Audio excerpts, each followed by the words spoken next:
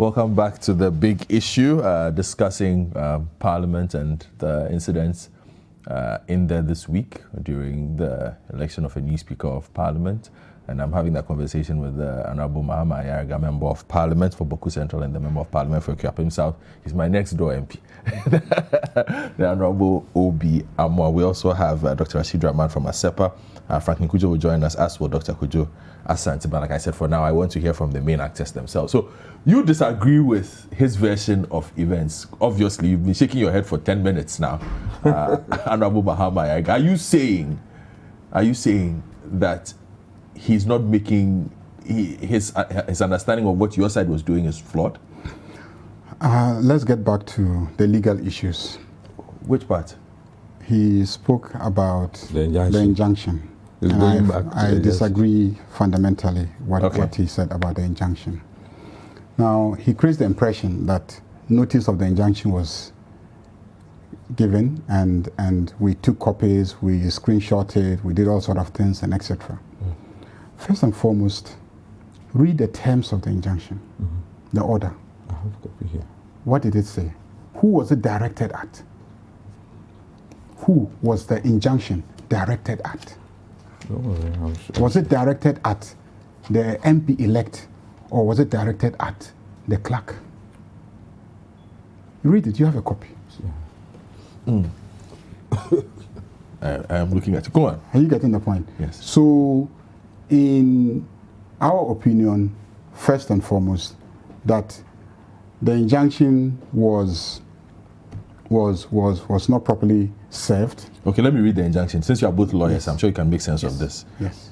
Quickly, it's quite short. I'm reading from the back. The judges Akusi Boache, order of interlocutory injunction.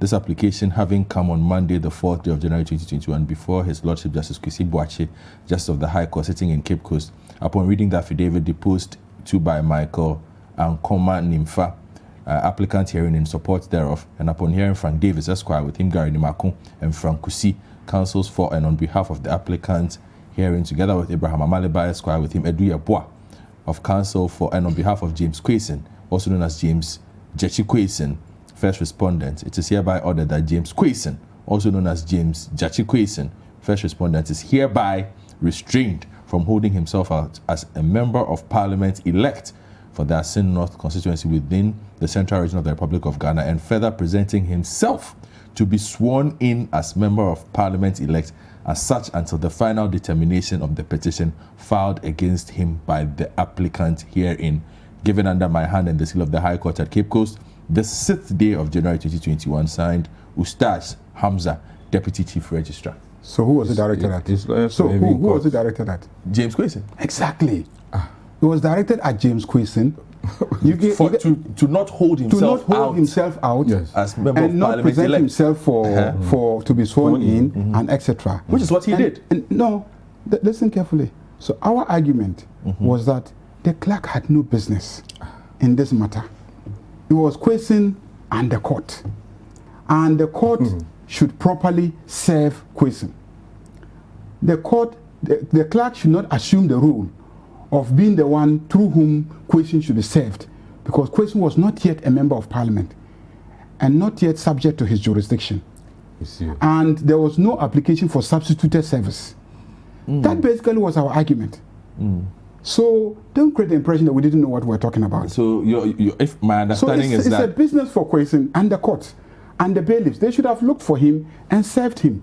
Basically what you are saying is that because he was not yet a member of Parliament, the clerk had no jurisdiction over him. The clerk could, but as a member of Parliament elect, he's still not under the super. He cannot. No, there was no Parliament.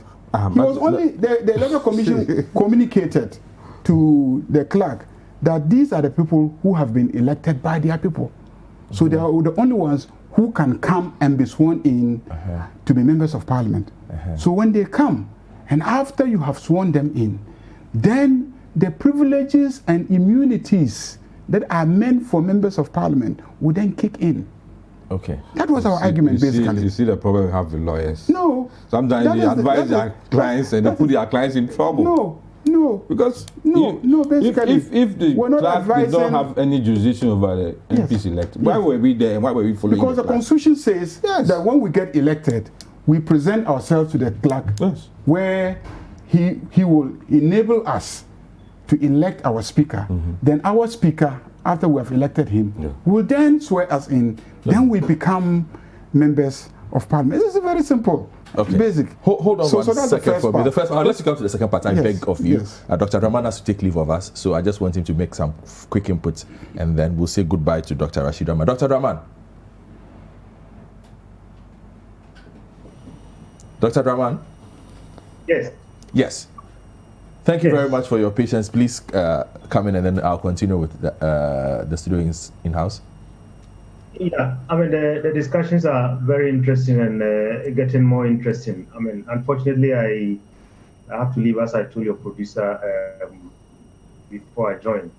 But I want to say one thing, that reflecting on the late Sakande, and then reflecting on this current MP for Asin, MP elect for, well, I don't know how to call him. Asin North. MP for Asin North. I think this whole dual citizenship law is a bad law. On the one hand, we want our compatriots abroad to contribute to the development of our country economically. And then, in the same vein, we say politically, we don't want you. We don't want your contribution. I think it hasn't served this country very well. And now we are seeing both parties have been caught in it.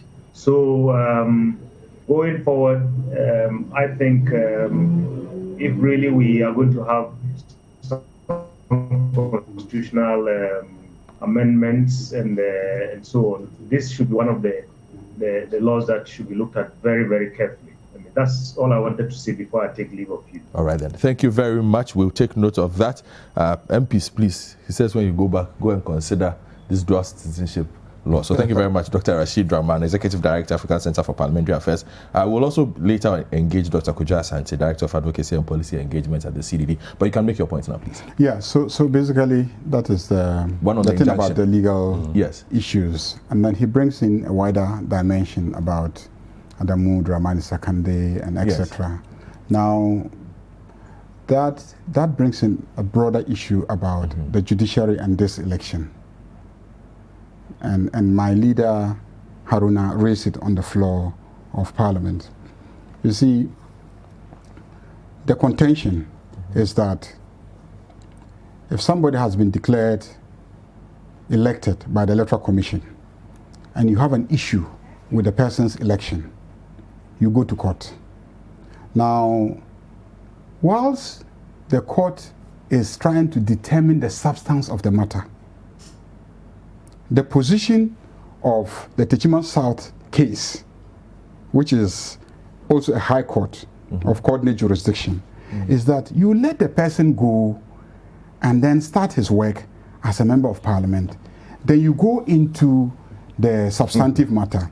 When you dispose of the substantive matter and you come to a conclusion that that person is not qualified to be a member of parliament, then that person will cease to be a member of parliament at that moment. Then appropriate rules and principles and directions of the court will apply. So in Techiman South, the court said, wait, the Electoral Commission has declared somebody elected and gazetted him. So let him go and be sworn in. Let us deal with the substantive matter. If we come to a conclusion that that person is not properly elected, then we can withdraw the person, and then whoever is properly elected may then be declared, or if a by-election has to take place, then that will happen. The similar circumstances. Are they? One is dealing with results, one is dealing with eligibility. No. How are they the same? No. You are challenging the eligibility of that person to have contested in the first place. Yes. But the Electoral Commission allowed the person to contest. The Electoral Commission has gazetted the person as having been elected and submitted his name to the clerk. And the clerk has invited the person to come and be sworn in. Now, as a court, you haven't really determined the substance of the matter, whether or not indeed the person was not properly elected or that he wasn't eligible to be elected. This raises serious constitutional issues. The first question constitutionally is, what is the crucial moment for determining whether somebody is eligible to be elected? Is it the time when he fills the forms and submits it to the Electoral Commission? Or is it the date of the election? At the date of the election, was the person duly qualified to be a candidate for the election? What was the proper legal date? So there are substantive legal issues to be determined before you can dispose of the matter. So the substantive matter had not been determined by the High Court. And so the High Court, in my opinion, my candid opinion, the High Court ought to have followed the precedent of the Techiman South Court. You mentioned the same. You mentioned Edemund Ramani Sakandi. No, he did. I didn't. Yes, he mentioned Yes. it. You he were was in court. in that case. He was in court. a He was beneficiary. in court, but he was also in Parliament for about 3 years whilst the matter was being determined. The court did not injunct him from serving as a member of Parliament. So he was in the Parliament for 3 good years, about 3.5 years. Okay. So there's precedent. Even if you want to use that as your precedent, there's precedent. All right. That point is well made. So that's the point. The second issue has to do with the issue of taking the ballot box, the the secret ballot materials, thing. etc., the secret ballot thing. Look, let's be frank with ourselves. We have been in that parliament, and we have seen things happen in that parliament. In the case of Peter Alajete, his election and the election of Sechi Hughes, Yes. what happened? And in crucial votes in the House, we noticed a certain pattern. One, the first thing that could happen is that MPs will be made to sit where they are seated. Then the ballot papers will be given to them in their seats. They take the ballot papers, they vote, and the allegation is that when you vote, you show it to the person on the right and show it to the person on the left, so that everybody sees. Only 2 people can confirm how you voted, whether you voted the way that the party wanted you to vote. That's one thing.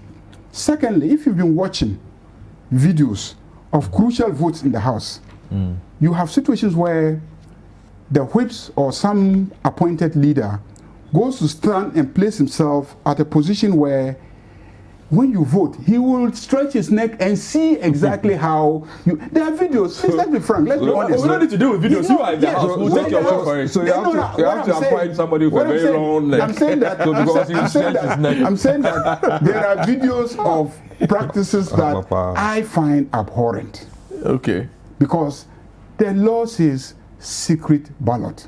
Now, secret ballot means that you should put in place a mechanism that guarantees the person the right to secrecy in the exercise of his vote. That's what secret ballot means. And so, if we as a parliament passing the law regulating elections in the country, in open camera, the whole world is watching, and we cannot guarantee a basic thing such as providing the individual the opportunity. You can tell people, I'm going to vote this person, go and vote that person. You have decided to do that. So all that we're doing in that chamber was standing our ground and protecting the right of MP elects. Is that what you're saying? You were protecting the right of MP elects. MP elects. He, the MP, doesn't know Could his you not rights. have done it? Hold on.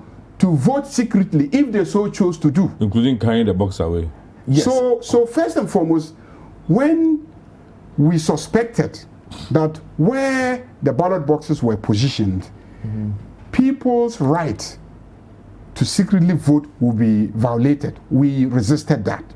And secondly, when the ballot boxes were moved up, and we observed also that people were trying to vote and snap photos of their votes, so that they can go and confirm where they voted. We resisted that. So we resisted everything that we thought was going to compromise the secrecy of the vote of an MP elect, including those of the MPP members of parliament. I think that we rather should be commended as the heroes of democracy. Sure. As the heroes of democracy. Because we were fighting for the sanctity of the secrecy of votes. Your constituents are ashamed of you. They don't feel that way. Do you think so? Of course. If I show you the text messages and WhatsApp messages, and you go on social media and see the number of people who applauded us for standing our grounds, for the chaos and disorder we saw on television, because that was absolutely necessary from allowing the sanctity of the chamber from being violated by police officers, by military soldiers, wielding guns, by all sort of practices that compromise the independence and the integrity of the vote. That, you see, listen carefully. Let me tell you something. Let me also ask a question before you tell me something. Yes. I am simply asking, the resistance that you are talking about, the protection of the sanctity of the MPP vote, as you say it, in the House of Parliament, could it not have been done in a much more decorous manner, where you would say, okay, I disagree with this. I feel that the law says A, B, C, D. Can we please behave ourselves and do what the law says? Rather than the several instances of kicking down booths, carrying ballot boxes, threats, insults, threatening lives. Attacks. Is that the best way to protect the sanctity of votes in Parliament? No, I mean, I think that you couldn't debate it. You are misunderstanding. There was no Parliament. The Parliament hadn't come into being. Yes, but I mean, amongst yourselves, you could have a conversation. Yeah, so you had leadership. Each time there was a contestation about the practice, there was a discussion. After the acts had taken place. Which act? Of resisting the wrong thing from happening. Of resisting the wrong thing from happening. So you have to resist the wrong thing from happening, and then you can then engage in dialogue. Ultimately, when we all came to an understanding that this is the right thing to do, how smooth was it? Which understanding? Very, very smooth. People were still showing their ballots. Very, very smooth. From both sides. No, did you show nobody. Nobody on our side showed his vote. Nobody on our side. I wish I could. We were 100% confident. 100%. In fact, if there's 101% confident that we had confidence in our nominee for Speaker and that we will vote for him, and that we didn't need to show our vote to anybody to assure the person that we were voting for him. So that is not an issue. We didn't need to show our... Go and look at the videos. Please, go and look at the videos. No single member on the NDC elect side attempted to show his or her vote to anybody. Nobody. Okay. We didn't. Okay. All right. Thank you. Your point is... And I is... hope that going forward... Secret ballot will be secret ballot. Secret ballot will be secret ballot. Okay. We'll hold you to that. Let me come to Honorable Obiamo. In the first place, I'm surprised that you advise any clients that it's not determined when you are qualified to be a candidate. Is it before or after? Supreme Court has ruled on these things. Typical case was 2000. Two chief directors of NDC, Pokumenu or TNJ, chief directors of NDC, they went for primaries and won their primaries as candidates. We objected that they were civil servants and they did not have to go through that, so they were disqualified. We went to court. Supreme Court, MPP versus EC and NDC. We went to court. The Supreme Court said that until they file their nominations, they cannot do anything about it. It's only when they file their nominations that you could say that they should resign as civil servants, chief directors. Now, you're telling me that you have gone to file your nomination and you don't meet the requirements because the Constitution says you should not owe allegiance to any other country apart from Ghana. You go to file and you owe allegiance to another country. If you've started the process, you have not even completed. And you're telling me that you don't even, you cannot tell when such a person should know that he's qualified to do what he's doing. At the time that you're going to file your nomination, you're supposed to meet all the conditions. Your tax returns, very critical. If you don't add your tax return certificate, your nomination is not complete. Your citizenship, your where you hail from, or whether you be resident, you fill the form under oath. So the courts have ruled. It is a peace court, Supreme Court, ruled that until you file your nomination, nobody can question the status. That's why I gave Obi Menu and Otieji as example. Chief directors who were civil servants and under the constitution, they were not supposed to be involved in partisan politics to the extent of going to stand as candidates. We raised it in court. The court said, wait till they file. If they file, they are bound to resign as chief directors and go and stand. So that has been the ruling. So it's on all fours with this. So don't create the impression that because it's this particular person. And conveniently, you see that they stopped mentioning Hohoi. What happened in the Hohoi case? Even when Hohoi was nowhere near the matter, they rushed to court and got injunction. Nowhere near the matter, in the sense that Buem had been placed as a constituency for the south towns, for the south towns, which later became the one district. But you were able to go to court to convince a judge there that Amewu, as the MP elect, who didn't have constituents from SAR, should be injuncted. And shamefully, when Amewu came to Parliament during the swearing, they were hooting at me, what had Amewu done? What had he done to merit that kind of derision and hooting? But he did it. But he is saying that because of the same jurisdiction, one should take precedent from the other. That Sunyani ruled this way, so Cape Coast too should have ruled the same way. How can you say that? Because they are of the same jurisdiction. And I'm saying that for the Hohoi case, it was the most bizarre. Most bizarre in the sense that CI 128 had created electoral areas under Buem where SAR belonged. Jasikan had been created and taken off Hohoi. So Amewu did not have any business at all being even a party to that case. Yes. But you were able to seek injunction and you got it. And now you don't mention it. The most bizarre. But what happened? Went to Supreme Court. Supreme Court ruled that it was a very bad decision. And that's the end of the matter. Okay. Yeah. But so you don't sit here and hold on, when you finish this, you can say that it's your opinion. Fine. You can say that it's your opinion. But what I'm saying is that legally, a court, because of the same jurisdiction, one court is not bound to follow the precedent of the other court. Because that's the impression you want to create. That's why they follow the Sunyani situation. Because Sunyani said, let the person come to be sworn in and then litigate the matter. But why didn't Cape Coast do the same thing? Yeah, different situations, but I'm saying that if they were even in the same situation, they were different courts. Okay. The same jurisdiction. I'll give you a minute to respond to this so that we can move on to another part of the conversation. No response. Oh, no. I mean, the point I made remains very valid. Okay, all right. Basically, in my opinion, that the court ought to have allowed him to go and be sworn in, and then when they determine the substantive matter, then they will give a ruling. And I still stand by that position. Okay. And so, I think there was one with Ayawasu West Wagon a long time ago. Exactly. Similar circumstance. He was in Parliament until the court determined the matter. There are several precedents. Okay. That's our position on the matter. All right, then let me take a couple of messages, and then Honorable Lawyer Abraham Amaleba wants to make a quick He's a party to the matter. Lawyer to the client. Yeah, so I think in court. We will give him about 2 minutes of our time. If you do that, you have to call Gary Macron.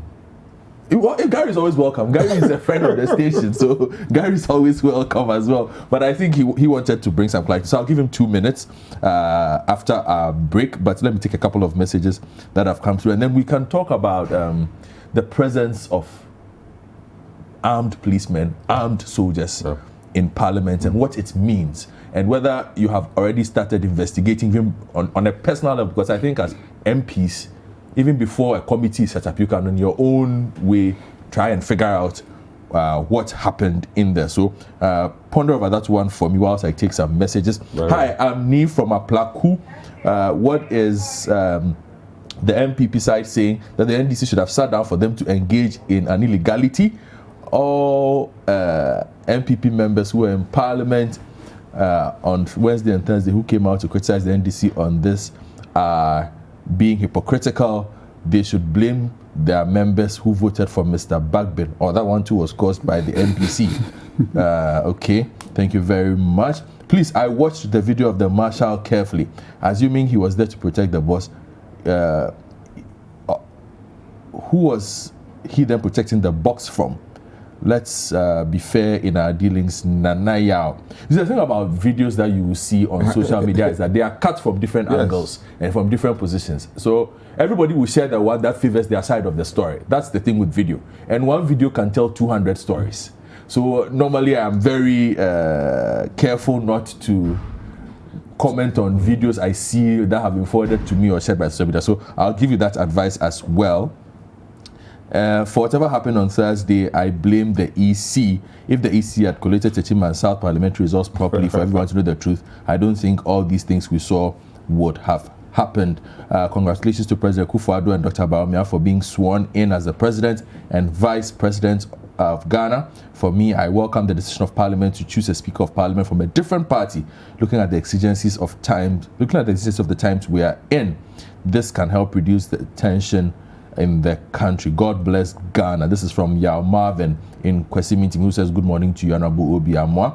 Abdul Basit Zongo from Pania, Kumasi says, I am very disappointed in what happened in Parliament yesterday. As a majority in Parliament, we allowed the NDC to intimidate us, and our MPs voted against the president's choice.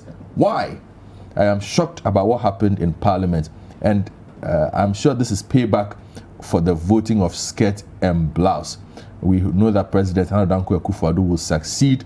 May God continue to bless him and his vice president and his ministers. And he goes on to list a long list of ministers here. AU Farouk Tamale North, good morning to you, says, in fact, our democracy is not coming to an end. Come on. The military invasion and the snatching of ballot boxes by MPP members of Parliament, Carlos Hankra, is totally unrealistic and unparliamentary. The Speaker must institute an independent probe to bring the affected individuals to book. And so these are some of. So, good morning. Okay, so a couple of messages that have also come in from Kwabena. Ade from Kwabena, Oscar, who says, what happened was a disgrace. Let's wait and see the mood in Parliament when matters of emoluments emerge. So keep the messages coming. 0549986996, 0550585832. A couple also on Twitter before we go on our break. And like I said, when we return, we hear from lawyer Aman Leba, and then we'll discuss the presence of armed soldiers and policemen. We saw some MPs singing the national anthem. Some of them also couldn't sing the anthem. We'll get to that particular issue. But let me just take this one. What business does the NDC have in sitting in seats not allocated to them? Most of the MPs simply misbehave. This is Julius Saladin, Sultan of Egypt. Metafer Emmanuel says, what is the meaning of secret ballot? Does it include showing your votes? And were some people not arrested during the presidential election when they took pictures of their votes? Is the question he is asking. Dexmon Fripon saying it is distasteful for Parliament to behave the way it did. It was bad watching matured politicians behaving like kids, clearly disregarding court orders and still demand us to call them parliamentarians. Okay, so a couple of messages coming in. Kiamofa says, I wish all votes in Parliament will be secret to enable members of Parliament to vote with their conscience. This will bring the true judgment of issues into play and not anyone put party allegiance before the nation. So these are the messages that have comes through. Godwin Agbek also sends in one. He says, Honorable Obama, Muntaka won't wait for you to have your way for us to come and complain. Then they'll tell us to go to court, knowing that they have put their people there. This 8th Parliament, we won't wait for you to have your way is what he is. They will find a speaker, not us. What he is saying. So let me quickly go to the line now and speak to Lawyer Ibrahim Amaleba. Lawyer Amaleba, good morning. Good morning to you. Can you please speak up? We can't hear you. Say it again. Yes, I was saying we could not hear you. If you could please speak up a bit for us. Is it better now? Yes, it is. You wanted to make a quick intervention. Let's hear you, sir. Yes. I've heard people say that the order was directed towards PC, that's the 10 PC. There are still enough MPs now, but he was never served. I was in court that day, the order, even though was made and directed at him, he was not to be served. And he won't be served. Not today, not tomorrow. Because the judge clearly indicated that that order should be served on the Clerk of Parliament and not him. And so if people were waiting for the ascending of MP to be served, he wouldn't be served, and he will never be served. And so I only wanted to make it clear that the service was supposed to be on the Clerk of Parliament and not the ascending of MP. All right, then. Thank you very much, Honorable Ibrahim Amaleba, for that quick intervention. I guess the point is quite clear. We can move the conversation forward now. Who brought the soldiers into Parliament? Honorable Obiama. Well, I have been in Parliament for 12 years. I've started my 13th year. It appears Parliament is becoming a dangerous place to work in. Really?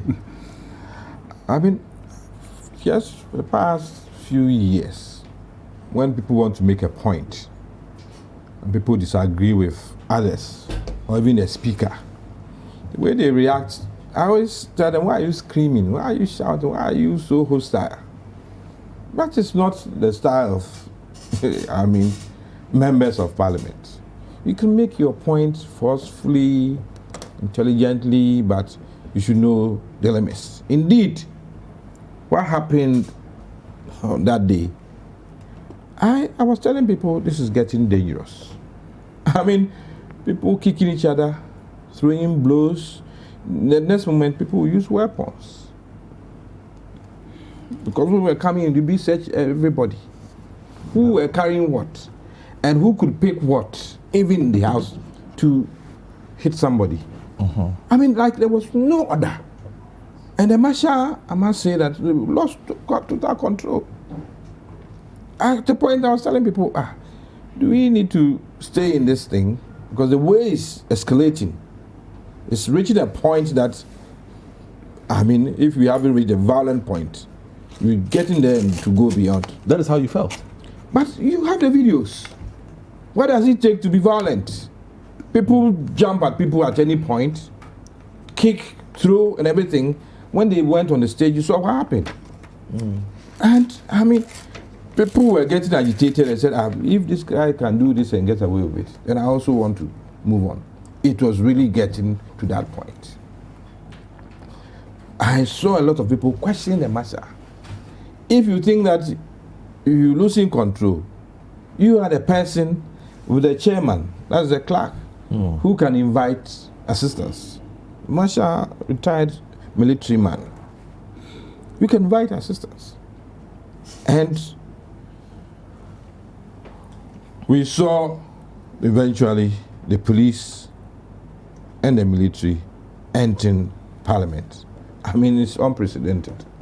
I was even very embarrassed. But it got into a point where the person who was supposed to be in control of Parliament had lost total control because he had been intimidated to even leave the place. That's the chairman. I mean, whether you use a gavel or scream order, nobody could be bothered. I have videos showing people pointing their hands at him and insulting him, attacking him, and said, you were even sacked. We brought you back. I mean, you couldn't believe it.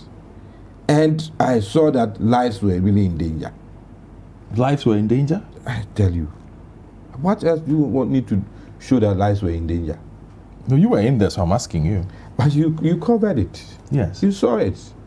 And if people had their own way, they were engaging in free-for-all fights. And when it's a fight, anything can happen.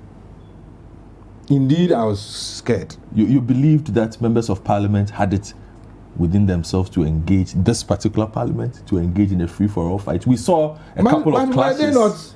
Were they not engaged in free-for-all fights? No, I didn't see a free-for-all fight. I saw people being chased around, but that is not what we would call a free-for-all fight. You didn't see people exchanging blows.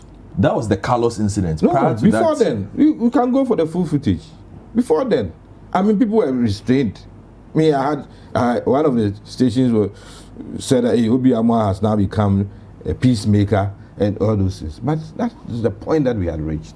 And I remember mentioning it to a senior person that this thing can lead to anything. In those situations, it's better you take precaution than just to let it happen. Ideally, the marshal should have called for assistance. And calling for assistance, I was more interested in probably people coming to protect where the election material had been placed and keeping some order. Probably a few persons could have had that job done. How were they going to? I saw a full force. No, they had to be invited. By the marshal. By and the when marshal. they come, what would they do? They would tell MPs, sit down, or what? No, I mean, when it comes to law and order, you should know how to manage it because you have been trained to do that. And we shouldn't have allowed it to get to that point. Because I mentioned it to senior people in government who had come around, not inside Parliament, but I saw them outside Parliament. I said the way this thing is degenerating is getting dangerous. Because people are getting agitated and provoked at every point. And you read what one of the listeners said. Like, one side was looking timid. The other side was having this way in doing everything. And when it gets to that point, the other side will have to show that they are not timid. And then they can also react. And anything can happen. And it doesn't take even a weapon to get somebody into coma. Depending where you hit the person. So are you saying it was justified? No, I'm saying that we were reaching a point where I was expecting the marshal to call for assistance. As to whether he called for the assistance or somebody thought that they have to preempt it, it's something that we can interrogate. Are you interested in interrogating it? Why not?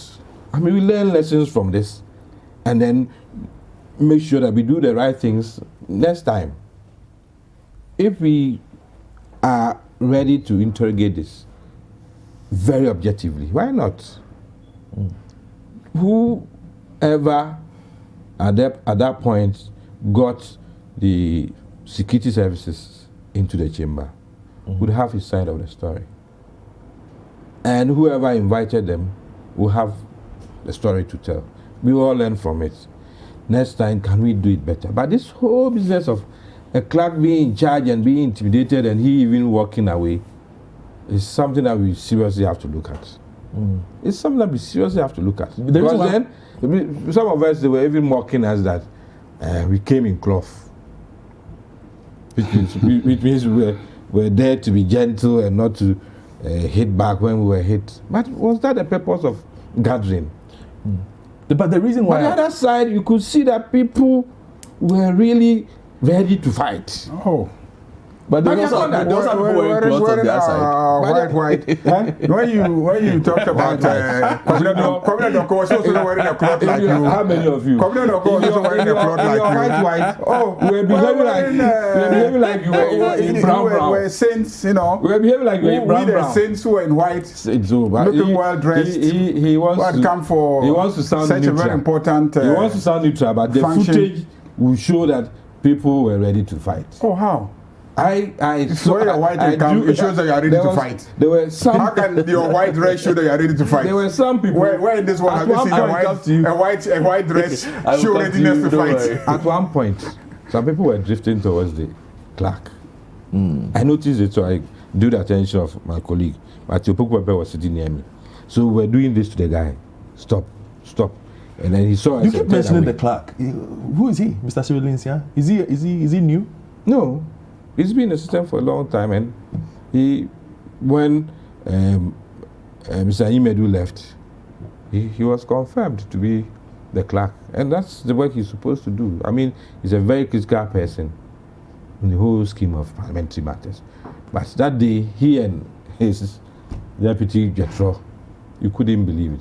They were under serious attack, as if they were electoral commission members who were seen to be favoring one side against the other side. It's so unfortunate.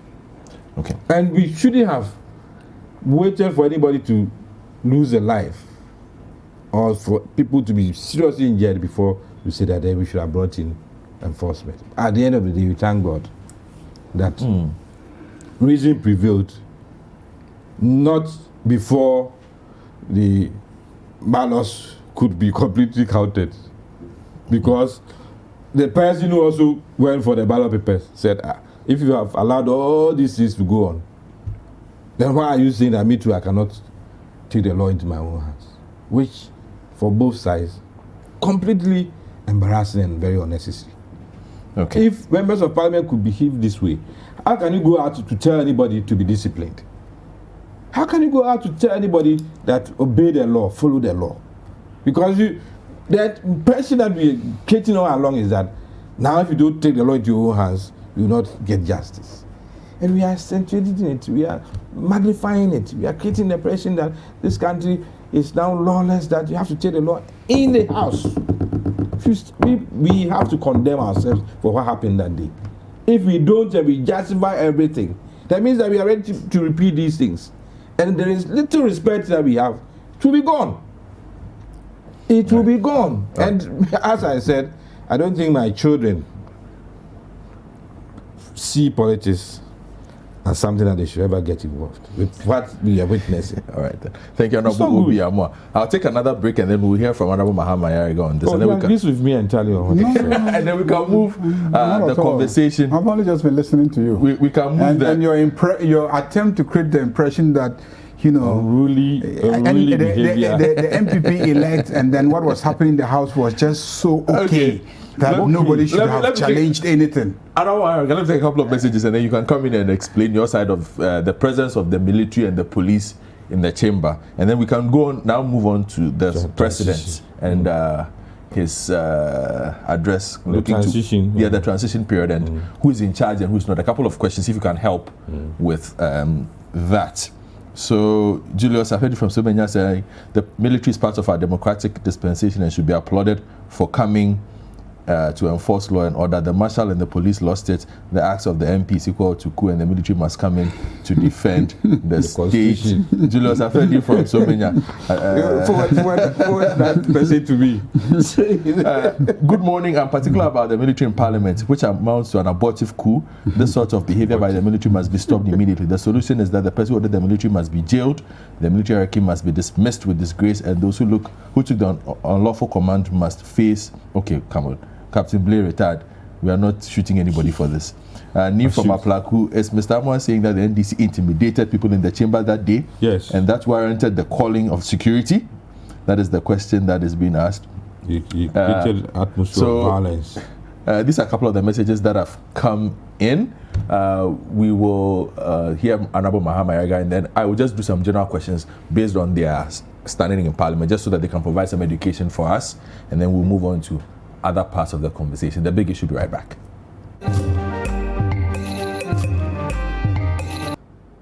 Welcome back to The Big Issue, and you can also be heard. You can send your messages via our WhatsApp line, also on Twitter. The hashtag is The Big Issue, but if you prefer WhatsApp, 0549986996. On television, you can also use 0550585832. So Honorable Muhammad Yariga, he says there was tension in the house. From where they sat, they felt lives were in danger. A fight could happen at any time. The marshal had lost control. There was a need to bring in extra hands to salvage the situation. Do you agree?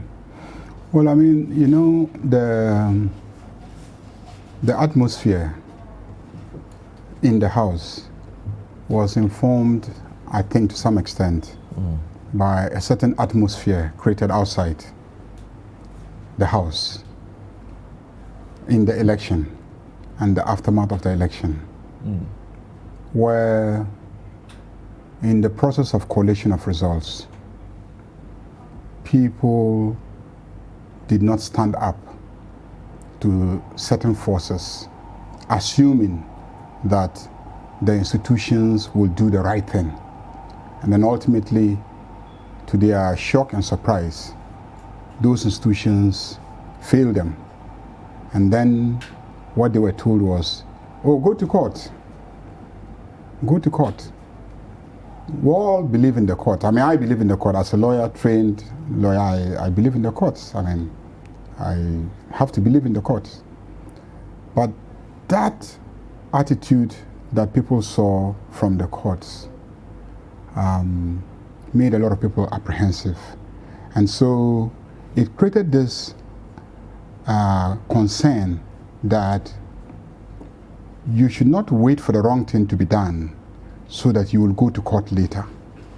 You will have to insist on the right thing. I hope you could write a story on that. You will have to insist on the right thing being done. That was the atmosphere Outside the house. that had been created outside the house by what we saw in the elections and then the aftermath of the elections. So in the chamber, some of our colleagues, you know, took that posture that, look, you have to insist on the right thing being done. There and then, insist on the right thing being done. I mean, take the issue of whether or not the Asin North MP should participate or not. We engage in debate. We engage in debate to resolve that issue. Now, when it came to the practice of voting, the question of how should it be conducted was the issue. So everything that happened thereafter was people saying, no, secret ballot means secret ballot. And the system for ensuring that the ballot is secret, we must ensure it today, here, now. Not to wait and then later on go and be challenging it somewhere that it was secret or it was not secret. We needed to ensure that it was secret.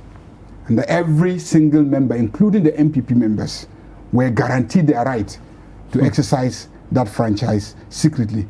And indeed, when that system was put in place, what happened? Some MPP members did exercise that franchise and voted secretly for the NDC nominee. So see the outcome. That there were indeed people sitting on the MPP side who were yearning for a secret ballot to be ensured so that they could vote the way they wanted. And people sitting on your side were intimidated that they Are you getting the point? to vote for. So basically, in a democracy, protest, legitimate protest. Intimidation. No, legitimate protest, counter protest. But if you observe, there were two people that night who played very, very crucial roles. People didn't notice. Who and who? Kennedy Ajipong. He's giving his reason. Are you getting the point? He's giving his And reason. then Katie Hammond. They played a mediating role that night. Each time there was disagreement, they walked to the other side, they spoke, they talked, then they spoke, and then people explained their position on the matter. They went to the other side, they negotiated, they came back, then they ensured that there was agreement on the way forward. And honestly, in spite of what everybody says about Kennedy and etc., that night, if you ask me who was the peacemaker, I would say Kennedy and then Katie Hammond. So actually the peacemakers. Deadline. Praises Kennedy. No. I mean, I was there and I saw it. You can ask everybody on our site. You can watch the videos throughout. You will see Kennedy's moderating influence and his effort to listen to the other side and hear what they wanted to say and why they were doing the things they were doing, and then getting back to his side and trying to get his side to at least engage and then come to some understanding on the way forward. That is democracy. That is the culture of joy-joying. For your information, he has condemned your acts. He said that the only reason why he was quiet was that he wanted us to go and swear in the president. Whatever his objectives were, in the end, he played a crucial role in ensuring that both sides engaged, listened, and then ultimately we all agreed on what was the best mechanism for ensuring a secret ballot. And when that mechanism was put in place, the greatest beneficiary of it were the MPP elects. To the extent that they went ahead and voted the nominee of the NDC. I mean, they were the greatest beneficiaries of the mechanism we fought to put in place in the chamber that night. They were the greatest beneficiaries. They voted freely and voted for the NDC. So, I mean, we should be commended. Now, the military and the police coming in, yes. I don't know who invited them. I mean, we saw them coming in. Do they understand? Are they educated on what parliamentary processes are? The reason why I say I don't know who invited them is that at that point, there was no defense minister in place. We saw our senior Kandapa come in, former national security minister. I mean, the way you are using former, that's why we need to explain these transitions. Yes. Yes, I saw him around and I saw him engage all sides, trying to see how he could moderate all sides and etc. But I don't know if he's the one who invited the military. But again, in defense of democracy, in defense of the sanctity of parliament, we insisted that we did not think that it was proper for gun-wielding military officers to be seen in the chamber. We said, no, that won't happen. We're not afraid of your guns. We didn't care what you were holding. We didn't care what uniform you were wearing. This is Parliament House. You can protect the building. You can stand outside and make sure that there is order. Inside this building, it is the marshal that has jurisdiction. So I don't know whether it is the marshal that requested for support.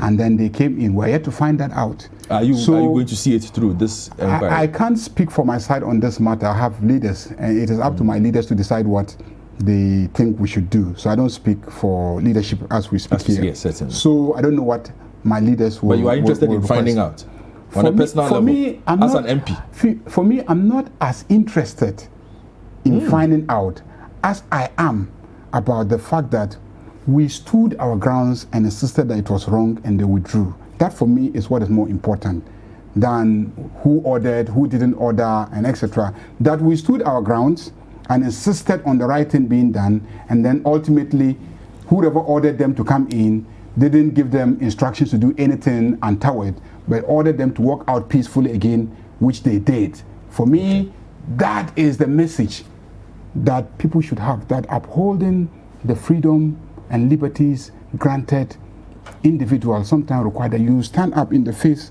of negative forces and insist on your right. And we stood our grounds. We didn't hit them. They didn't hit us.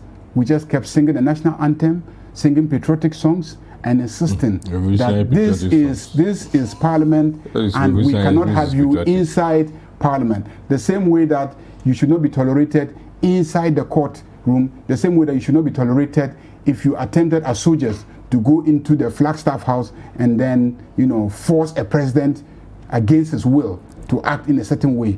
So if we tolerate soldiers coming into Parliament, into Parliament came to protect you. against the will, then we should be willing to tolerate them going into the courts. That's another arm of government. And we should be willing to tolerate them going into the Flagstaff House to compel the president to act in a way that they want. So people should see the broader dimension of it. Once we said military out of our politics, military out of our politics. It's as simple as that. That was why we stood our ground. We didn't, look, the military had been around for several days around the ensuring security of the Parliament. When the president was coming to address the nation, they were in the job 600, they were on our various floors. We used to greet them, pass by each other, chat, they would walk away. We never said anything about it. But when they entered inside the chamber, we said, no, you're going too far. You can come around Parliament, but not enter into the chamber of Parliament.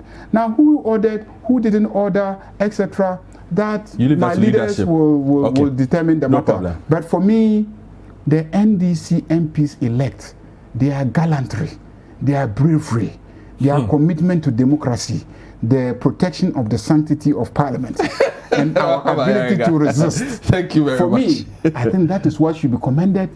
And so the military at least have learned their lesson that tomorrow when there's an issue in Parliament, they shouldn't come inside there. They should leave us to resolve it, and that we are capable of resolving leave it. us to beat ourselves. Oh, why are we beating ourselves? We're not beating ourselves. Well, that is what he We're saw. not So it's beating okay. ourselves. Let's not debate that. We're not beating ourselves. Let's not debate that. And we're sitting on each other's laps comfortably and enjoying and It's all okay, that. please. We're not beating ourselves. Now let's provide some. Let's provide some education. If there was any threat felt by anybody, I think that was unfortunate, because as parliamentarians elected and yet to be sworn in, given the confidence reposed in us by our various peoples to come and represent them, we owe the country the duty to put up our best behavior in the chamber and to set the best examples.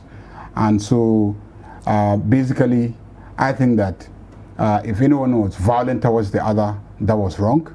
But if people were just standing their grounds and insisting that the right thing should be done so that they will compel dialogue and ultimately an amicable resolution of the issue, I think that it's something that in the end, like I keep saying, resulted in the MPP members of Parliament enjoying their right to vote in secrecy, and in the exercise of that right, they voted for an NDC nominee. So yes, came to protect the MPP to exercise their rights. I don't think, were they there to protect MPP? But you are saying it, that's no. Everything. No, you're asking whether the soldiers could come and protect. You said everything that was done was to help the MPP to vote. That's what you've been saying. Yeah, to exercise their right to vote in secrecy. Okay. which right they exercise and voted for NDC? Anyway, let's move on. Let's move on now. I will give you 2 minutes each before I ask my questions on the Honorable Bagman being elected as Speaker of the House. He's somebody you've worked with for a very long time. Likewise, Honorable Mahamaiga. Your thoughts? Well, it's happened. Of course, I did not vote for Honorable Bagman, even though I've known him all this while. We are very good How terms. do we know now that you didn't vote for him? It's okay. What else? It's okay. What else did I say? He has said he didn't vote. He said we'll trust him. He said he didn't vote for was you. a secret. In fact, when I voted and I saw them, I went there and did this. Even though it was folded. Yeah, it was I folded. did it. I was waving at them. They knew that there was no way I was going to vote for their nominee. I put it in. I voted for Professor Okwe. But they made it interesting by nominating Bagman, did they not? He was somebody they felt they could get some votes from your side. No, not at all. They were trying it. In fact, on their side, some of them on their side said, hey, this step is a bit dangerous. Because if these people win, then they will say that the other 2 positions should also be given to them. Because they have the numbers to make sure that you don't get even any position. And for some of them, you're apprehensive. This man sitting here was hoping that he would be the second deputy speaker. Oh, I mean, is that not so? The issues. Let's focus on Bagman. Let's focus on Bagman. He was being nominated. He was in the picture. You have a minute more on this. Yes. So Bagman has come. He has the experience. He's worked in Parliament all this time. We're hoping that he would be diligent enough, as the Bagman we know, the Bagman we expect. If for any reason it turns out that he wants to do the bidding of the NDC, you have several options that we can take. Several options. So that's all right. And they worked under Professor Okwe. They had their agreements with him, they had their disagreements with him, sometimes very discourteous, but we moved on. We're hoping that Bagman will stick to the Constitution, the standing orders, be fair and objective. Everything will go on well. Right. If we think for any reason it's not being fair and objective, we'd also exercise our rights. All right then. Honorable Arega, quickly, 2 minutes on Bagman. Well, I mean, it was. Some have said it's a masterstroke. It was a political gamble. No doubt about that. Yes. It was a political gamble. There's no doubt about that. But it was a gamble that paid off, in the sense that before we got into the chamber, this was 137, 137, one independent who publicly had given an indication that he would vote on the other side. Yeah. So the list we're expecting is 137 vote for Bagman, 138 vote for Okwe. Okwe. But we're willing to risk it. But we also knew that if you fought for the right to vote in secret, there is a chance that, given Bagman's long-standing relationship with many people in the parliament, some people may rather say, well, I mean, he is a preferred choice of theirs, and vote for him. And that was why the fight to ensure the secrecy of the vote became very central in the MPP's and the NDC struggle in the chamber. So it was a gamble that paid off. That's what I can say about that. Then. But then on the person of Bagman, I mean, everybody knows him. He's been one of the oldest members of the House, very well experienced. His last post was Deputy Speaker, and anyone who has sat in any time that Bagman takes the chair is that he insists on compliance with the rules. You have to go according to the rules. And so I don't see Bagman as a person who will pander to pressure from the NDC to do anything that will be outside the rules and the Constitution of the Republic of Ghana. Indeed, I expect that we'll be seeing one of the fairest speakers that we may ever find.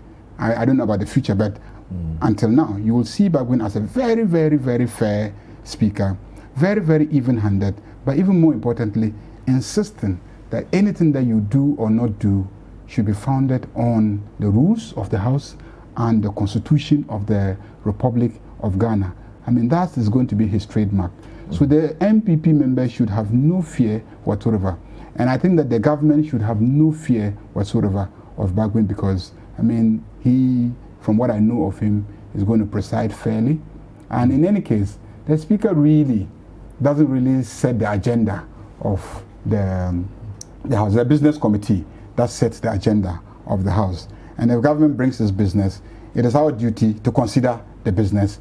And his is to just moderate the process of taking a decision on the business or proposal that the government has brought. So, in essence, the Speaker is a servant of the House, not a master of the House. There are very few instances where the Speaker is given the discretion, where the rules don't specify. Then he will exercise a discretion. Yes. Even before exercising that discretion, he has to listen to us. And even when he exercises the discretion and we don't agree with the discretion, there's a mechanism for challenging his decision. It's there, it's in the rules. So the Speaker doesn't pose any threat. What really poses a threat is the numbers on both sides. So if Michael Okwe did anything, Michael Okwe did that because he knew that, look, whatever the case, you guys, if you push this further and I put it to a vote, you will lose anyway, because that side is far more than you. Okay, right. But in this instance, so in this instance where the numbers are fairly even with just one, indicating that he will make the difference, and etc. And if the Speaker is also fair, I'm sure debate will be beautiful. We will all enjoy it. Everybody will get a chance to say whatever he wants to say. And then I believe, even though people think that this parliament might be a rancorous, and I don't believe so. I think that this parliament rather will be one of the very exciting parliaments where we will have a lot of debates, and where at the end of the day, I think that in many instances we'll find common grounds, because I mean, anybody who is bringing something to us will do his or her due diligence well and make sure you're bringing the right thing that will not, provoke controversy and then keep the house divided. If the government does its homework well when bringing proposals to us and they're able to make a case, trust me, I don't see us as a parliament making life unnecessarily unbearable for anybody. Okay, thank you very much. And on the last note that you ended on, let's get some clarity here. So there are those who have asked questions. So there's a speaker who was nominated by the NDC said there are 2 deputies. Yes. The question that they have asked is, and any of you can provide an answer to this, does that affect the voting numbers in any way? The fact that by virtue of becoming a deputy speaker, are your voting rights taken away? No, not at all. Except that when you are sitting and there's a tie, you don't have the casting vote. That is if you are sitting up there. Yes, sitting up there, presiding. Okay. And then we have to vote. And there's a tie, you don't have the casting vote. Okay. So for the 2 deputies who have votes on the floor, when they go up there, they don't have a vote. Okay. For the speaker, he's not a member of parliament, so he doesn't vote at all, and he's Yeah. not required to cast a tying vote or what. He's not required to cast a vote when there's a tie. But for the other 2, they vote when they are sitting with us. Okay. It's only when they are supposed to deputize for the speaker That they lose that. that they lose that vote. Yes. Okay. All right. Thank you very much for that. And then the question has also been asked regarding majority and minority side. Well, for now, would that be determined from Friday? In fact, I was even expecting that that day would determine it. I asked the majority leader, Chairman, I call him majority leader, and he said, given the situation and how far we've come, we can defer it. But obviously, that question will have to be put. Where do you want to sit? The moment he confirms that he's sitting with MPP, we are majority. So The slimmest of majority, we are majority. okay. And they have to live with it. They are hoping that they will get some seats. Well, both parties Both are parties, contesting yes, seats. yeah, So so we'll see. But as we speak, when we go back to Parliament on Friday, and the Speaker puts the question, and the second deputy Speaker confirms that he's sitting with us, we occupy the majority side. okay. And we have majority leader, we have majority chief whip, and all on the majority side. Okay. Haruna will still have to do with his title of minority leader. Well, I mean, let me say that it's more complicated. Oh, it is. Yes, it's more complicated than that. Wow. Okay.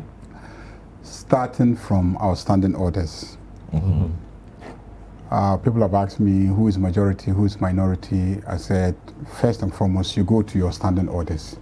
And the standing orders interpret, The definition is there. they provide a definition of majority and then minority. So let's start with majority leader. It says the majority leader means a member of parliament designated by the party or parties holding majority of the seats in the house as their recognized leader in the house. Now, holding majority of the seats in the house, party or parties. Some people have argued that, parties doesn't include independents. Others say it is ridiculous for you to interpret parties not to include it's ridiculous. independents. So that's quite some. So let me just No, I've presented both sides. So let me just continue. I have When he presented finishes, both so sides. When that- I finish, when I finish, you can come in. But the more interesting part is the definition of minority leader. That's the more interesting part. It says minority leader means a member of parliament designated by the party having the largest numerical strength in parliament other than the party that has formed the government.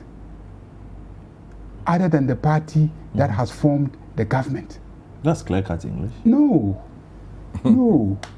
In the British Westminster system of government, the party that ultimately forms the government will always have the majority in parliament. Always. Yeah, by virtue of a single party or even a coalition. By virtue of a single party or a coalition. But in a presidential system of government like ours, it is perfectly possible for a party forming government to actually have a smaller number of MPs in parliament. And then the party not forming government will have a higher number of MPs in parliament. Now, if you take this definition, what it means then is that it doesn't matter your size in the House. What matters in determining whether or not you are a minority leader is whether or not your party is forming the government. That's what I say complicates the matter. So people take it on face value, we're counting numbers. No, we are going according to our standing orders and how our standing orders define minority leader and define majority leader.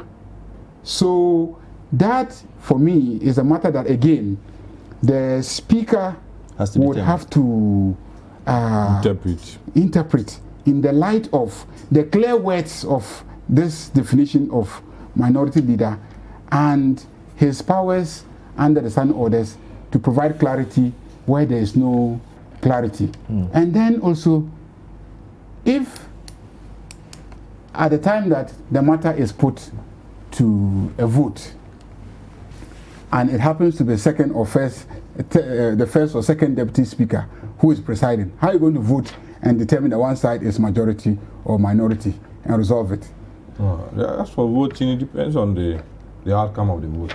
So as voting, the majority, the larger number, so if the first, determines the situation. So if the first deputy speaker is presiding, and then this motion is moved, and then he has to he will lose that vote. He will lose that vote because he's presiding. He can't vote. Yes, and then but don't forget what will be the outcome of that vote? But don't forget that the normal situation in Parliament is you don't have a full house.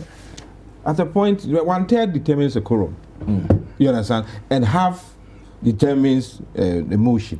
So the ideal thing is everybody will be in the house, and then there's that stalemate. But there are situations where only 100 people will be in the house. But you vote, and you may have 65, 35, or even closer. But listening 49-51. Listening to you this today, Honorable Ubeng, a second, you can add that to your answer. Listening to you today and this week, and perhaps the week, the previous week, it does look like there are a lot of grey areas in our constitution and the standing orders, and there are those who think that perhaps this particular parliament should occupy itself with cleaning up the standing orders and the constitution, and perhaps also preempting certain situations, because this week on radio, for instance, we've been asked all kinds of interesting scenarios that standing orders and constitution currently cannot handle. It's because that we have only one person, more or less, in a position to break it any time. Otherwise, we've come across this before. I mean, we've had smaller parties in Parliament who have been asked to opt as to where they will sit. For instance, Samia, representing CPP, was sitting with us. Yes. I mean, I was her neighbor, more or less. When we came first, I was sitting with her. She had opted to sit with us. I'm saying that we could have 20 independent members of Parliament, and then the 20 more or less becomes a group, so that if that group decides that this is where we want to go, they give the numbers to one side, and that's the end of the matter. Except that when it comes to voting, you cannot guarantee that all the 20 will vote for you, will vote a particular way. But that would have determined elsewhere, like Germany, coalitions are most normal. Without coalition, they don't survive. So the largest party tries to bring the others on board and say that now we have the numbers, now we are forming government, etc., etc. It's something that can easily happen in Ghana. We lucky we have only one, but we had 3 independent members of Parliament. And they all opted. But you are standing on the same constitution currently. That's why he was anticipate a situation where a day you can have 80 independent candidates, just so to say, or 90 independent candidates. That's why he wanted us to interrogate the description party or parties. Yeah. Yes. And I believe a party or parties include even independents, where they will want to associate with. And that should solve the problem. Okay. All right. You understand? All right. Next question is the question brought about by the question you asked. There was no Minister of Defense, no Minister of National Security. So no president. At that point, but now we do. President. There was acting at that time, there was no president. There was acting. There was no president. Chief Justice was acting as president. He was in the house. He left when. So he ordered but he left. He ordered the soldiers. No. In the hierarchy. He was acting. Yes. He was acting. Because all the other positions were vacant. But interestingly, he was escorted out of the house when the soldiers came in. In the hierarchy, all the positions were vacant except his position. But so then he came in to swear the speaker in. Then the speaker then had taken over the position. But I'm saying I just find it interesting. When the president is away, the vice takes over. You have the speaker. When the vice is away, the speaker takes over. When the speaker, when all the three cannot be available, is the chief justice. No, it's not there. It's not where. Show me which provision. Oh, okay. Well, people assume, but it's not in the constitution. That you see, that the speaker acts as the chief justice. Those times that we sworn in the speaker on the night of the speaker, yes, but not the chief justice. When is vacancy on the night of the transition? Show me. Okay, show me any provision in the constitution. I think we can get into that. I throw this challenge to all lawyers.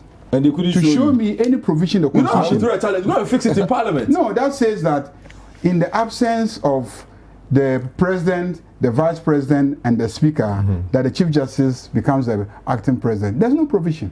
We'll interrogate it. I can't. You go and look at it. It's not on the agenda for today. Yeah, we'll interrogate it. It's not on the agenda. It's just an assumption, but it's not there. But you can go and deal with that. But yes, at the moment, so for the you've all been ministers before. Yes. So for instance, at the ministries, who's in charge now? This matter has been determined. Presidential transition. It's been determined in the Supreme Court before. G.H. Mensa, an Attorney General, 97 or so, when the NDC won the 96 elections, they said the ministers were carryover ministers. They didn't even need to come to Parliament to appear before the Appointments Committee. Then they could continue as ministers. The Supreme Court ruled and said that shouldn't be the case. So that was what we were following until we brought in the Presidential Transition Act of 2012. That spells it out clearly that until that ministers are appointed, the president can appoint his representative to be in charge of the ministry, but not to deal with policy issues. So when there's a president, but there was no president at that time. No. I mean, we were just looking forward now. No, I mean, there's a president now. And the president. No, at the time we were in that chamber, there was no president. No, I'm saying that after even now. Midnight. No, I'm saying that even now that there's president, there are no ministers. No, but Transition Act takes care of that. There are no ministers. I'm saying that the president is empowered to appoint persons as his representatives, but not ministers. And then their role is defined. Their role is curtailed in the sense that you should not take actions as far as policies are concerned. Just oversee. So, yes, oversight responsibility that the president. So the president can say that this person was my minister for transport. I'm appointing him. He doesn't have to even be a minister. Yes, but I'm appointing him as the. I mean, he doesn't have to be a former minister. He doesn't have to be a former minister. And the process has started because I'm aware that the president has written to some persons. Okay. All right. To act or to represent him in the ministries. And speaking the key issue here is that at that time when the soldiers entered the chamber, there was no president and there was no minister. Well, that's a debate that both of you are willing to have, but we don't have time for it right now because according to you, he's arguing the Chief Justice was in charge. No, according to no you, provision in the constitution. It's not in the constitution. So we'll leave it for you to go and debate in Parliament. It looks like there are a lot of grey areas that parliamentarians need to sort out for us. I would have shown him the place. There's no provision. But speaking of which, let's look forward a bit. The president has expressed his willingness to work with the newly sworn Speaker of Parliament, and he has also expanded on areas that he will focus on. going forward, he has spoken about a second year of roads. He has spoken about improving the economy. He has spoken about education. He has spoken about agric and infrastructure. Yeah. What would be different, you anticipate, going forward? Past 4 years and the next 4 years? Well, a lot of the projects commenced, which would have to be completed. We came to Parliament for approval for several initiatives and projects. Even funding was sought. So such projects will go on. The President even mentioned the provision of 111 hospitals across the country, and including the regional hospitals. And funding was sought for some of them, so they will have to continue. President mentioned education, what has been started and how we should continue, including providing more schools so that we cut down on the double track system. We will have to continue. President mentioned industrialization. One said one factory, how far we've gone and how we will continue. So more or less the work is cut out for the president, in the sense that those that he started and could not complete, Ghanaians have been gracious enough to give him 4 more years to complete those projects, plus the new ones that will come on board. Those ones that will have to come to Parliament for us to approve, we will approve for him to continue. So work is cut out. But he mentioned employment. You will have to focus more on employment. He mentioned housing. You have to focus more on housing. Some areas that had even been provided in the party's manifesto. But this is how far we've come. Going forward, this is how we think we should proceed. Those things are what will be the focus and the agenda for the president and his government. Honorable Mahama, I should not even ask you this question, considering your party does not recognize the president until after the Supreme Court determines this case. No, and they said they will come for vetting. So. Well, I mean, the point is that the Constitution is functioning, and it's the same Constitution that confers a right on us to challenge the election of anybody. As a constitutional lawyer, to pick and choose in a constitution becomes difficult. So, whilst challenging the legality or otherwise of somebody's presidency, no NDC member has said he will not pay tax. No NDC member has said he will not pay tax.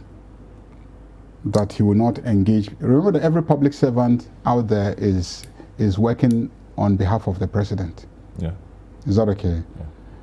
The police, the military, everybody exercising authority there is exercising authority on behalf of the president.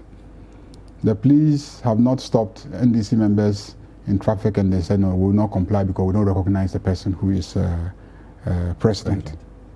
So the NDC is not a law unto itself. The NDC is not rejecting the Constitution. The NDC is simply challenging the election of President Nana Akufo-Addo. But whilst doing that, the rest of the things that follow under the Constitution, we will follow. We will follow. So our party will communicate decisions on a day-to-day basis, what we will accept, what we will not accept. But I believe that it will be consistent with the Constitution at least. It will be consistent with the Constitution at least. Now, the address that he delivered was actually to Parliament. Because the swearing-in was in Parliament. Yes. So that address was to Parliament, indicating to us, members of Parliament, As you and were then the absent. rest of the country. Yeah, just as I can be absent from any sitting of Parliament. Okay. There's a constitutional right for me to be absent, just I shouldn't be absent for a certain number of days. But I can be absent on any particular day. For all of you to be absent? we can be absent for any number of days. I mean, for a certain number of days. If we are absent for a certain number, we will be disqualified from continuing to be members of Parliament. But we can decide on a certain day as part of our legitimate, protest not to be there. But that doesn't mean that the communication that was presented should not come to us. Tomorrow it will be put in our pigeonholes that this is what the president said, and we'll pick it, we'll read it, we'll see what he says. Okay. And going into the future, after the determination of election petition, if he continues to be president, he will bring his proposals to us, we'll consider them, and etc. So I don't think that there's any issue there. I mean, those issues that are outlined in the speech are areas that we're already familiar with. And like he indicated, there are areas in which some policy measures have been developed, some specific concrete proposals have been brought to Parliament, some requests for funding have been brought to Parliament. Parliament has approved a lot of those requests. I mean, the previous Parliament approved a lot of those requests, and there are contracts that exist between the government of Ghana and the individual contractors who are executing the projects, and those contracts are binding on successor governments and etc. So there's nothing really new there beyond, just that it's a second term and he will be continuing to do those things. Whether those things really address the problems of Ghanaians satisfactorily and etc. will be another matter, but there's nothing really new in what the 6 key areas that he outlined as his focus areas. Okay. Just to draw your attention to, the issue that we're discussing, Article 60:13. This is on the Chief Justice. Yeah, 60:13. And the Chief Justice, yeah. Okay. It says, why the Speaker of Parliament assumes the office of President as a result of the death, resignation or removal from office of the President and the Vice President, there shall be a presidential election within 3 months after his assumption of office. So what he's saying is that Where the Speaker? it's assumed that Where the Speaker? The President and the Vice are not available. Mm-hmm. They have died, they've been removed, or they've resigned. When the Speaker takes over, within 3 months, you should hold elections for us to have a President, a full set, yes, and a Vice. But the Chief Justice. Now, this particular provision doesn't anticipate that all the 3 will not be available. Mm-hmm. But we had it during the transition. From midnight, all the 3 were not available. Yeah, but his point is there's nowhere in the Constitution. That's what I'm saying. So perhaps that's what I'm saying. You have to go back and Exactly. the Constitution. Saying that. No, that's Go what and I write it. Listen carefully. I'm saying that I have looked Carefully. and combed and searched. You see, people are confusing the hierarchy of authority with the capacity to act as president. So when it comes to the hierarchy, President 1, Vice 2, Speaker 3, CJ4. CJ4, that's the hierarchy. Yes. But the capacity to act as president is expressly conferred On the 3. on the 3 only in the Constitution, not the CJ. So you won't see it anywhere in the Constitution. That's what I'm saying. Parliament, this particular Parliament, you should occupy yourselves with a lot of these things because but we don't amend the Constitution per se. The amendment of the Constitution will have to start from the president, and then some of them, even the entire Ghanaian population, will have to be involved in referendums and etc. So it's not, Parliament has to give notice. It's not as if we, the MPs, are the only but ones you have to give notice that we have looked at the Constitution. If you think there's a problem, but there was no problem. I mean, it was a minor, exciting evening, and then ultimately, the issues were resolved. Well, it doesn't create a real constitutional crisis. We want you to anticipate problems. And at the end of the day, what happened? We all compromised. We gave out 2 deputy speakers to our friends on the other side. We laughed and joked. But did we vote? Did we vote? It's okay. You couldn't have given it to us. When you dared us with the speaker, what happened? You are daring us again with the deputy speakers. No, but the Constitution is clear that are you daring us with the deputy speakers? From the same party. They should come from the same party. Yeah, so one of them could have come from our side. From which side again? Our side. Let me take messages and then we can wrap up with education. So I believe that this one's from Nee from Aplaku. He says, Osachi Mensah should have been made the Speaker of Parliament, and I believe the NDC would have supported him, and not Professor Okwe. But the very compulsory position of individuals some of you supported us to make Bagman. We could have supported you to make Look at how they are now hanging on to the Fomena MP. Okay, so Fika Jr. from our boss says Honorable Amwa shouldn't water down the issue of military men entering the chamber. In fact, he tried to circumlocute the issue. I've convinced him. He says, one, the EC caused the whole tense movement in Parliament considering their conduct during the coalition announcing of results. Two, the clerk's outside decision not to recognize the MP elect for the good people of Assin North, a decision outside of his jurisdiction as a clerk. Three, the MPP's so that's the NDC's version of this what Fika Jr. is saying. He's a texter. Somebody sent a text message inviting the military to the chamber for Carlos Ahinkwa's stealing of NDC version ballot you see the papers. problem. This country we have lost the capacity to even be independently minded. This one is someone from like says, I like the two MPs, indeed they are honorables, the way they are talking and the way they are conducting themselves. This is when you behave, people will tell you that you're behaving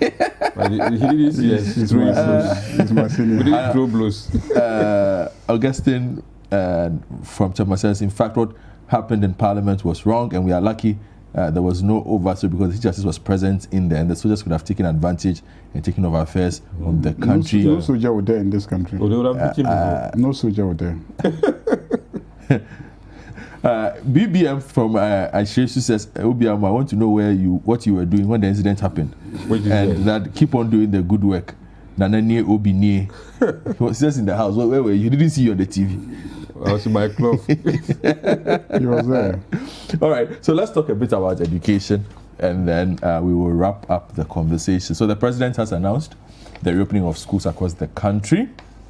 Now, basic schools and JHS students are to return to school on January 15, while SHS 1 students are to return in March. And with an eye on this, we've had the Ghana Education Service, the Ghana Health Service collaborate, and they have assured that fumigation of all schools and provision of PPEs ahead of the reopening of schools, as directed by the president, will commence. And we've seen some of that happen already in some secondary schools around the country.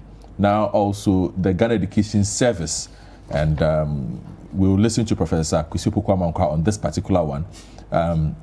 He says that discussions are underway with WAEC to have examination dates for the final year students of SHS and JHS. They want the dates rescheduled. According to the Ghana Education Service, the engagement aims at having WASI take place in September and October, while BEC take place in November for the 2020-2021 academic year. So we'll listen to Professor Kwesipo Kwamankwa, then we'll come back in studio and wrap up the conversation. As part of that, we have enhanced our collaboration with the Ghana Education Service and the Ministry of Education. All senior high schools have been mapped to health facilities across the country. A few months ago, we conducted a nationwide assessment to see the condition of infirmaries and clinics, and made some national guidelines out of that. And those who do not have are clearly mapped up. And we are also working on upgrading infirmaries to ensure that those who are in school are safe and are able to respond appropriately. The medical screening for all people, all SHS people, will be institutionalized and be done annually. And that will also be including my first day in school for the newly kids who are coming to school, something we need to look at. So the preschool and lower primary will be monitored as well and supported with the using currently existing school health platforms where health workers go to the school, visit, and of course we have them map up to health centers and hospitals where rapid response can take place. Teachers are being oriented on what to identify risk conditions and refer and how to repair. To continue to make the school safe, we will continue providing the masks, institutionalization of wash facilities, and I must say that that is something that we must really take it very seriously, institutionalization of water and sanitation facilities. We provide them Veronica buckets. Looking into the future, we have planned. We are hoping that the COVID will go as soon as possible. But if the COVID persists for a while, then our projections are what we've put out there. For the 2021 academic year, we would write the exams in September, October for WASI, and then the BEC will do that in November. 2022, the WASI will then come up to July, August, and then the BEC will be in September. 2023, WASI will then, we could then come back to our normal situation, which will be the May, June, and then the BEC will follow suit. Usually, the BEC is written a week or two after the WASI. So that's Professor Kwesi Opoku-Amankwah ending that one, and before him, we heard the Director General of the Ghana Health Service, who also spoke about protocols that have been put in place to deal with the reopening of schools. And a lot of parents were very excited to hear the announcement when the president spoke that, hey, we are going back to school, albeit in different arrangements, but parents were like, yes, finally, Honorable Obiama, we can send our kids to school. Yes, and we thank God for that. I used to remember initially when some of the students were sent back to school, parents were very apprehensive. Some even wanted to take their wards back home because they said a few people had been identified as having tested positive for the COVID. Eventually, we've come to live with it. And if you speak to some of the heads of institutions, they take pride in the fact that students came, they managed them before the protocols, and nothing happened. They were able to stay the period that they were supposed to stay and even write their exams. So at least we have some experience as far as the secondary schools are concerned, and we should load on that. For the primary schools, it's a bit of a challenge. The way you manage kids will be different from the way you manage those who are a bit grown.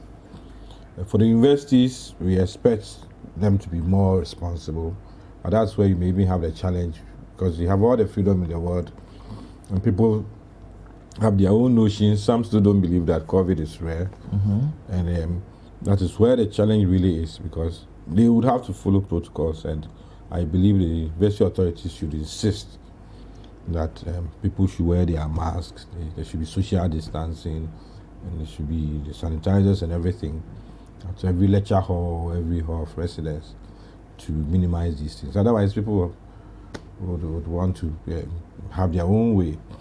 So that is where I see the challenge. For the, as I said, for the primary schools, it's a good thing that they are also going back to school. But that's where the concern is. A lot of people are worried. That is where we need to manage it very well.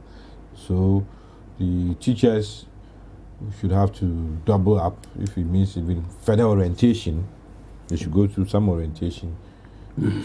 It's not easy. Elsewhere, they've asked the kids to go to school and they've asked them to come back because of the spread and the spike. So we are hoping that, as I said, the teachers will manage it well, and all the necessary things will be provided, so that at least we pass through this phase. You cannot stay home forever, and even though it's better than losing lives, we think that we've gotten to a point where they should be able to carry on. Some places it's been just the Zoom effect. You have to stay at home and do distance learning. But for the kids, I think that at least we should make every effort to send them back to school and keep them there. Is it not a bit of a gamble looking at, we've been lucky unlike other countries, but a lot of countries that have tried to send kids to school end up closing after a week? Simply because of the challenges they have there. We think that ours may be a bit different, even though we've taken enough precautions. We should also take the bold step and see. If it's really serious and doesn't work, then other decisions will be taken. As of now, the government has prepared enough to think that We should let them go back to school. Okay, we'll take a quick break and then we'll hear from the Honorable Mahama Yariga on the return of students at various levels of the educational ladder to school. The Biggie should be right back.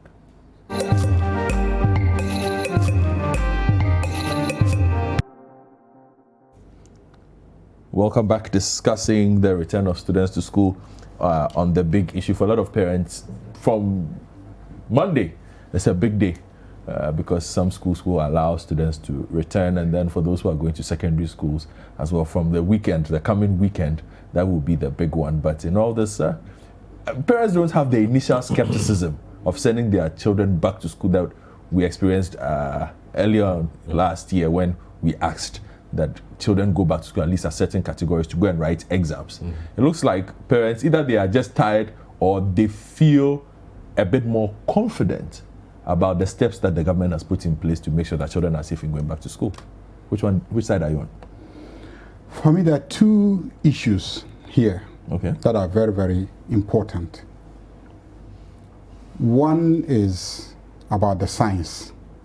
And then for me, the other is purely economic.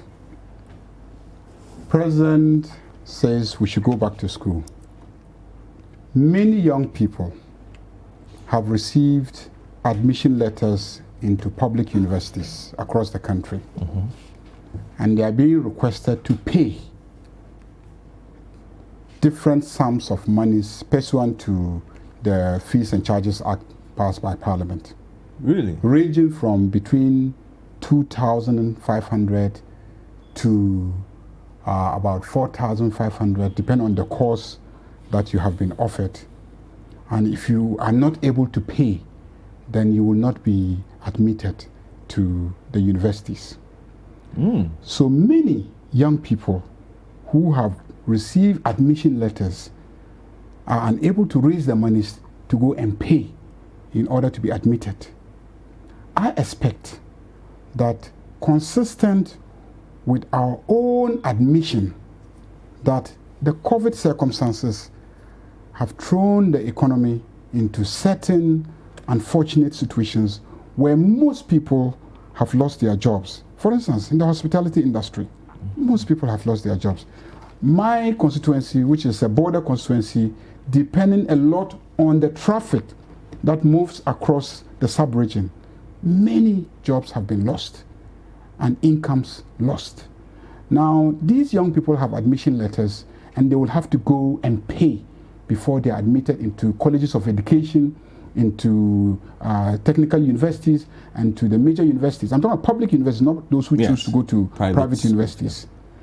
I expect that, consistent with the COVID relief measures, the president should come to Parliament urgently with a relief package that enables all these young people who have received admission letters to be allowed first to come to school without having to pay those monies to those public universities.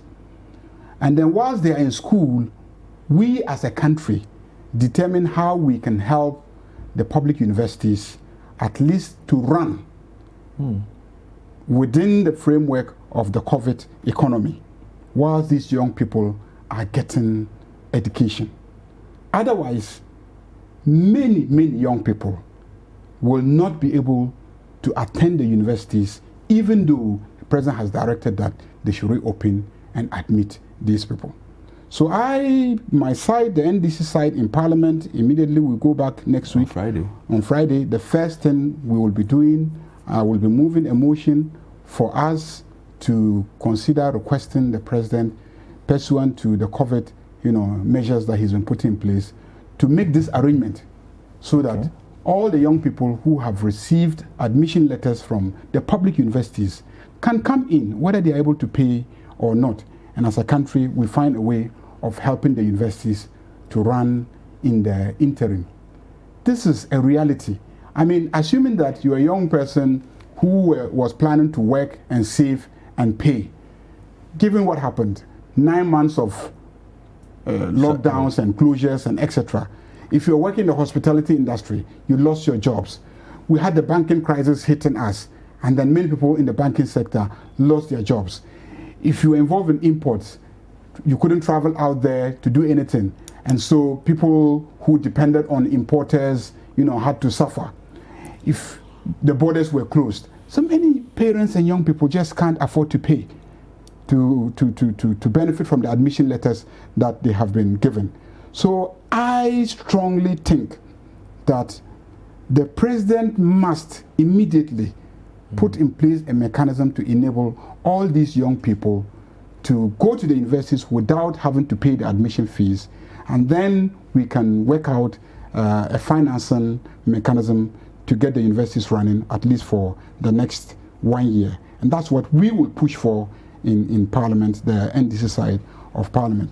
Now, the other issue is the science. Should the children go to school? Should they not go to school? I mean, we have to brave it. And so I support the decision. Personally, I support the decision that we should open the schools. I think parents themselves, initially, the first time they rejected it and etc. But this time you don't hear parents complaints at all, engaging in. Let me give you something. This is just a joke. But during the campaign, one of the issues that a certain woman at a rally had with the government was that they have closed the universities and our children are sitting with us, and even the food that we could eat, we have to share the food with them. And you were also pushing it, propaganda.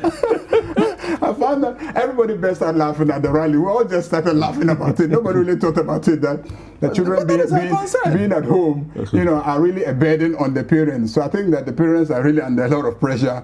And so many parents have applauded the decision just to add to that, importantly, so the children will go back. Data has shown that a lot of children, in fact, even do go hungry with the schools closed. The only way they find food to eat in most of the deprived parts of the country is when they are in school.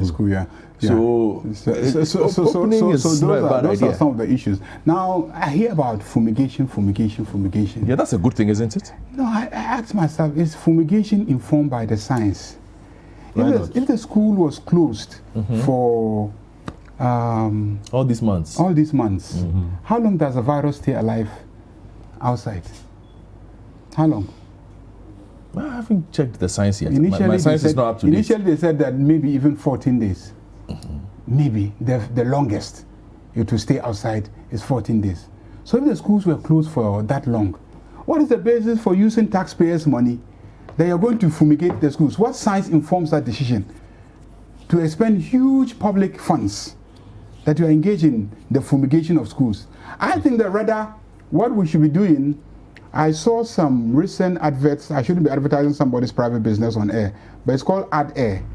Ad Air. It's a mechanism for spraying with chlorine.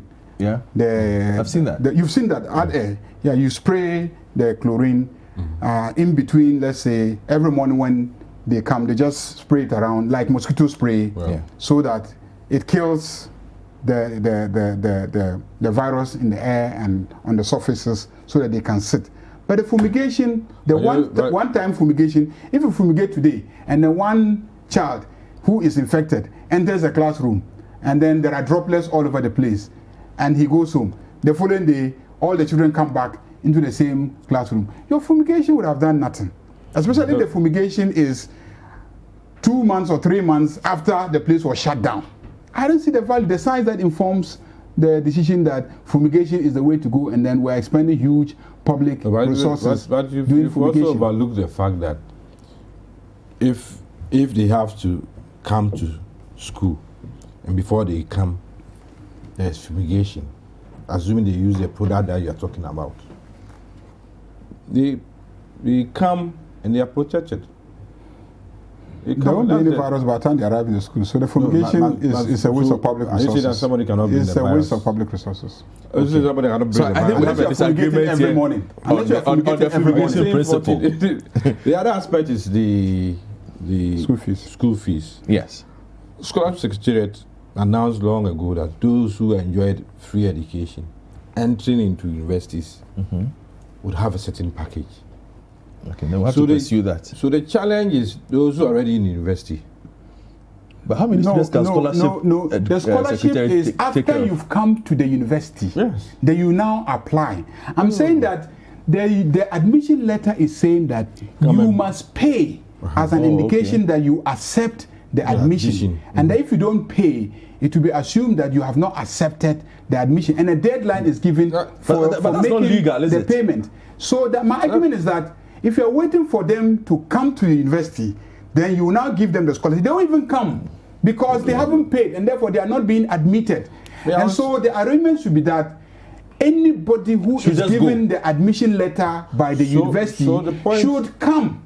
So the then point later on, we can use the scholarship money to pay the university. So the point I was making was that the scholarship secretariat had made provision for those who were moving from the free senior high school level to the tertiary level. Okay.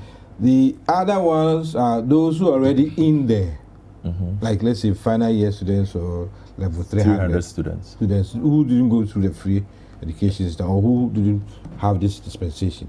Those are the ones that they should also look at and see how they can cushion the situation. I mean, it's a good point to say that COVID has broken down people's economies. Certainly. And for that reason, if you ask them to, indeed, what's happening is that for MPs, we are being made to bear some part of it, I'm sure.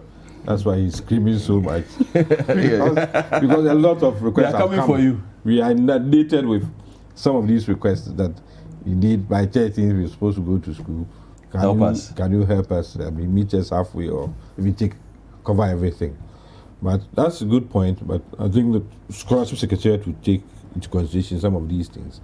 And then if the government will have to give dispensation, the government will go ahead to do it. All right, then. Honorable Mahama Ayariga will await this on Friday. It's something that we'll keep an eye on. I think it's a very important. I think the president should wait till Friday. I think that this is, he agrees with me.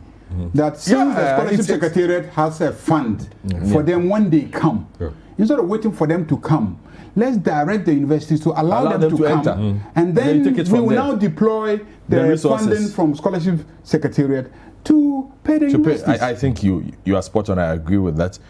Here too, we are doing our own thing with COPE at City. Everybody knows about the COPE Foundation. So we are also seeing a couple of students through once the universities reopening. So we have given 4 university students this academic year full scholarship. And we only 4. That is what we can afford. Mighty. It's not easy. You see, the COVID that he's talking about, it also affected this economy. If individual MPs can do more than 4, then you should do about 20.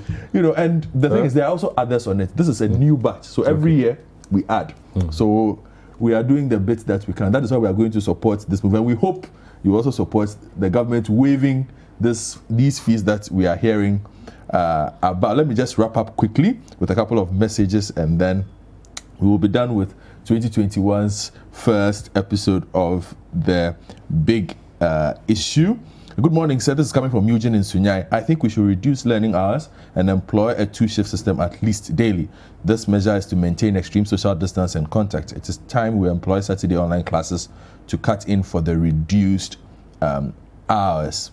That's an interesting suggestion. When I went to school in China, what happened was anytime there was a break, they'll use Saturdays to make up for the hours that you have lost in the course of the week. So you never actually lose school hours. So perhaps it's something that you can consider. I believe when the basic school children are trained to observe necessary protocols like hand washing, such behavior will go a long way to train our kids in personal hygiene.